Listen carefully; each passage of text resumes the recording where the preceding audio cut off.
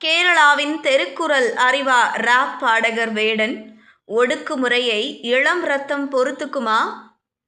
இணையமே அதிரும் அளவுக்கு ட்ரெண்டாகி வரும் பெயர் வேடன். கேரளாவின் புகழ்பெற்ற ராப் பாடகராக வளர்ந்து நிற்கும் அவர் குறித்த வீடியோக்கள் எக்ஸ் பக்கம் தொடங்கி இன்ஸ்டாகிராம் உள்ளிட்ட சமூக வலைதளங்களில் நிறைந்திருக்கிறது. வேடனின் ராப் பாடல்கள் வெறுமனே சினிமாத்தனமாக இல்லாமல் நிஜத்தை பேசுகிற, உண்மையை பிரதிபலிக்கிற வலிமையான சொற்களோடு இருப்பதால் அவரது பாடல்கள் பலரும் குத்தூசியாக மாறி நிற்கிறது. இதனால் அவருக்கு ஒருபுறம் எதிர்ப்பு கிளம்பினாலும் அவருக்கு ஆதரவாக பெரும் படையே இணையத்தில் குவிந்து நிற்கும் அளவிற்கு வேடன் என்ன செய்துவிட்டார், அவர் யார் என்பது குறித்து விரிவாக இந்த தொகுப்பில் காணலாம். வேடன் அடிப்படையில் இலங்கையைச் சேர்ந்த தமிழ் தாய்க்கும் கேரளாவைச் சேர்ந்த மலையாள தலித் அப்பாவுக்கும் பிறந்தவர். 30 வயதாகும் இந்த ராப் பாடகர் வேடன் தான் சார்ந்த ஒடுக்கப்பட்ட சமூகம் குறித்து பேச வேண்டும், அது பலரது கவனத்திற்கு செல்ல வேண்டும் என்ற எண்ணத்தில் அவர் முடிவு செய்ததுதான் கலை வடிவில் தனது கருத்தை சொல்வது. குறிப்பாக பாடல்கள் வடிவில் பேசி வந்தார். தனது பாடல்களை ராப் வடிவில் அவர் மாற்றிய போது பலரது கவனமும் அவர் மீது திரும்பியது. கடந்த 2020ஆம் ஆண்டு இவரது வாய்ஸ் ஆஃப் வாய்ஸ்லெஸ் என்ற ஆல்பம் வெளியானது. இதற்கு ஏகோபித்த ஆதரவு மக்கள் மத்தியில் கிடைத்தது. அவரது பாடல்களுக்கு என தனி ரசிகர்கள் பட்டாளம் உருவானது. இவரது பாடல்கள் அரசியல் தளத்திலும் எதிரொலித்தது. தமிழில் இயக்குனர் ப. ரஞ்சித் ஒருங்கிணைத்த தி கேஸ்ட்லெஸ் கலெக்டிவ் என்ற இசைக்குழு தமிழில் பாவலர் வரதராசன் இசைக்குழுவிற்கு பின்னர் சாதி, மத, பாலின, வர்க்க பேதங்களை கேள்வி கேட்கிற, சமூகத்தில் தாக்கத்தை ஏற்படுத்துகிற இசைக்குழுவாக உருவானது. பலரும் முற்போக்கு அரசியல் கருத்துகள் நிறைந்த பாடல்களை பாடியிருந்தாலும் ஒரு இசைக்குழுவாக பாவலர் குழுவிற்கு பின்னர் தி கேஸ்ட்லெஸ் கலெக்டிவ் இசைக்குழுவே ஒரு இசைக்குழுவாக உருவானது. இந்த இசைக்குழுவில் மிகவும் முக்கியமானவர் என்றால் அது தெருக்குறள் அறிவு. காரணம், தெருக்குறள் அறிவு பாடல்களை பாடுவது மட்டுமில்லாமல் பாடல்களை எழுதியும் வருகிறார். அவரது வரிகள் பலரது தூக்கத்தை கெடுத்துள்ளது என்று தாராளமாக கூறலாம். குறிப்பாக அவரது கோட்டா பாடல், தீப் பாடல், பெரியார் பேத்தி பாடல் உள்ளிட்டவை அரசியல் தளத்தை அதிரவிட்ட பாடல்கள். இந்த இசைக்குழுவிற்கு முன்னரும் கூட அவர் பாடிய மோடி மஸ்தான், ஆசாதி, அதன் பின்னர் அவர் சுயாதீன பாடலாக வெளியிட்ட என்ஜாய் என்சாமி, வள்ளியம்மா பேரண்டி போன்றவை பலரது கவனத்தை ஈர்த்தது. தமிழ் சூழலில் தெருக்குறள் அறிவு எப்படியோ அதுபோலத்தான் கேரளாவில் வேடன். இன்னும் சொல்லப்போனால் தெருக்குறள் அறிவு தமிழ் சூழலில் ஏற்படுத்திய தாக்கத்தை விடவுமே வேடன் கேரளாவில் தாக்கத்தை ஏற்படுத்தி வருகிறார்.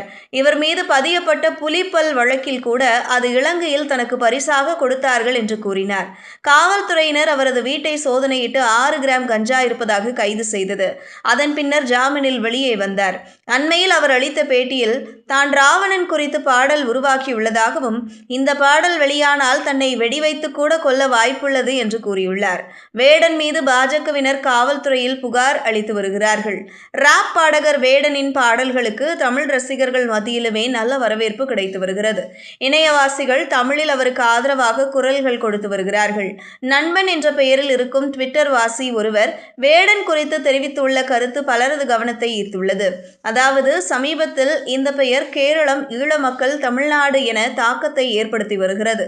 வேடன் ஒரு தலித், மலையாளி, ஈழத்தாய்க்கு பிறந்த மகன் என ஒவ்வொருவரும் ஒவ்வொரு அடையாளத்தை தங்களுக்கு ஏற்றாற்போல் எடுத்துக்கொண்டு வேடனை கொண்டாடி வருகிறார்கள். வேடனின் அம்மா ஈழத்தமிழர். ஈழத்திலிருந்து ஊட்டிக்கு சென்று பின் கேரளாவில் குடிபெயர்த்து ஒரு மலையாளியை திருமணம் செய்கிறார். ஹிரண்தாஸ் முரளி பிறக்கிறார். காலனியில் வளர்கிறார். நிறத்தால், சாதியால் பல காயங்களை பெறுகிறார். அநீதியை கண்டு ஆத்திரம் கொள்கிறார். சாதி, மதம், இடதுசாரி, வலதுசாரி, அரசியல் என எல்லாவற்றையும் உள்வாங்கி வேடனாக தனக்குத்தானே பெயர் சூட்டிக்கொண்டு ராப்பராக உருவெடுக்கிறார். பாடல், இசையில், குரலில், வார்த்தைகளில் அநீதிக்கு எதிரான குரல் ஓங்கி ஒலிக்கிறது. சாதி, மதம், பிரிவினைக்கு எதிராக பாடுகிறார். மலையாளத்தில், தமிழில் பாடுகிறார். ஈழப் போராட்டத்தை, பாலஸ்தீனத்தை ஆதரித்து பாடுகிறார். எங்கெங்கு யார் யார் ஒடுக்கப்படுகிறார்களோ அவர்களுக்காக பாடுகிறார். வலதுசாரிகளை கேள்வி கேட்டு பாடுகிறார்.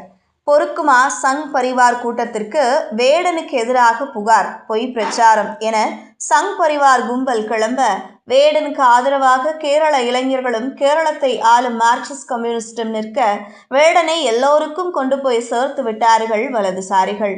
தன் தனிப்பட்ட வாழ்வின் சில தவறுகளை திருத்திக் கொண்டு வேடன் மெருகேறி வருகிறார். கேரளத்தின் சமூக அரசியலில் தவிர்க்க முடியாத குரலாக இனி வேடன் பார்க்கப்படுவார். கேரளத்தில் பாடகர் யேசுதாஸிற்கு கூடும் கூட்டத்தை விட வேடனுக்கு கூடும் கூட்டம் அதிகம் என்கிறார்கள். கூட்டம் அலைமோதுகிறது என சிலாகிக்கிறார்கள். பாதிக்கப்பட்டவன் பேசும்போதும் எழுதும் போதும் பாடும் போதும் அதில் எப்போதும் ஜீவன் இருக்கும். வேடன் கேரளத்தில் நிகழும் அநீதிகளுக்கு எதிராக வேட்டையாடுகிறார் என்பது மட்டும் தெளிவாக தெரிகிறது என்று குறிப்பிட்டுள்ளார். ஒடுக்குமுறை எங்கு நடந்தாலும் அதை இளம் ரத்தம் பொறுத்து கொள்ளுமா என்ன?